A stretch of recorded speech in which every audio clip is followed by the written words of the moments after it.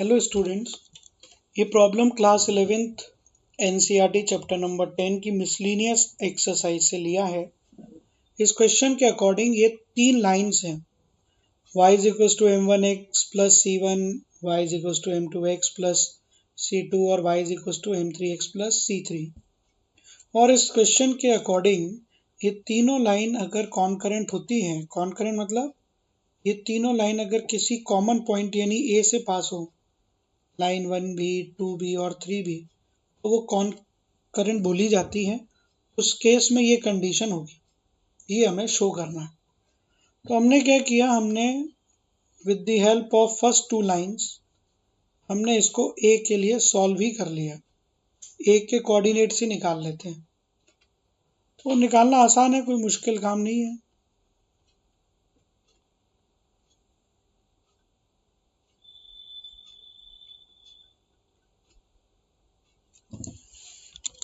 आप तो बस x और y निकालो, तो उसके लिए आप इनको सब्ट्रैक्ट कर दो, इनको माइनस कर दो। इनको माइनस करने पर will get 0 in left hand side और RHS में आ जाएगा m1 minus m2 into x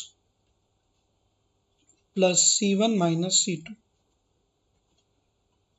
यहाँ पर x की वैल्यू कितनी हो जाएगी, c2 minus c1 upon m1 minus m2, यानी ये इस a पॉइंट का कोऑर्डिनेट आ गया x वाला।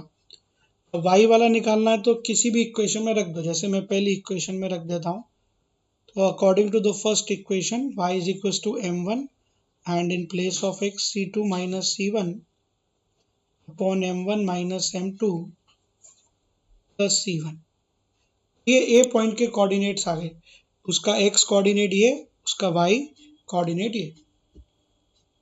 थोड़ा सा इसको हम लोग कर लेते हैं सिंप्लीफाई, एलसीएम लेने पर ये थोड़ा सिंप्लीफाई हो जाएगा।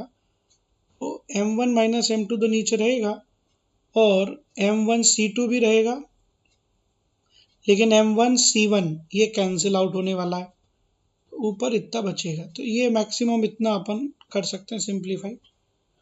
अब इसको कॉन्करेंट बनाना है तो देखो थर्ड लाइन को ए पॉइंट से पास होना पड़ेगा और हमारा काम पूरा हो गया, क्योंकि दो लाइन तो कट करती है, उसमें कौन सी बड़ी बात है।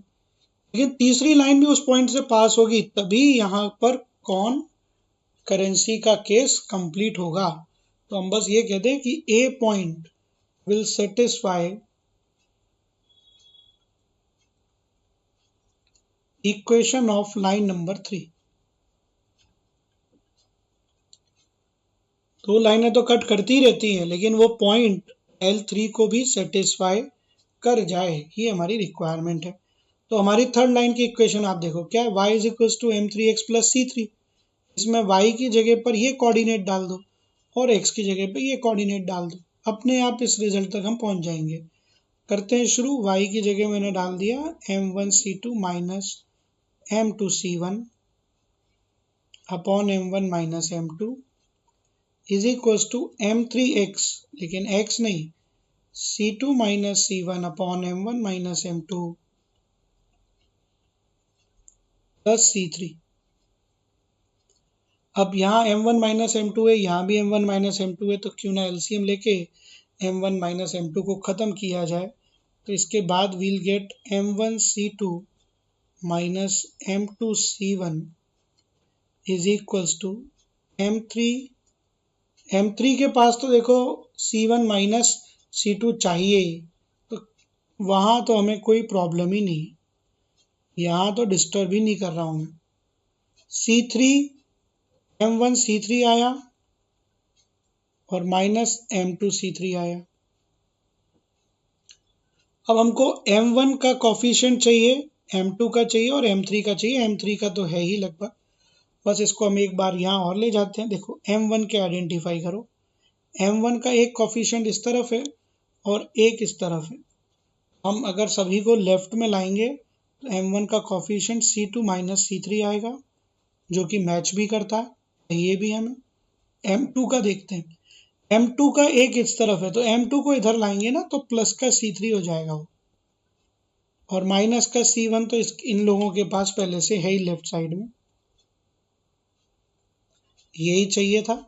अच्छा, अब M3 को भी बुला लेंगे, तो M3 को भी इस तरफ बुला लिया तो वो C1 माइनस C2 हो जाएगा ना, इक्वल टू 0। Hence proved.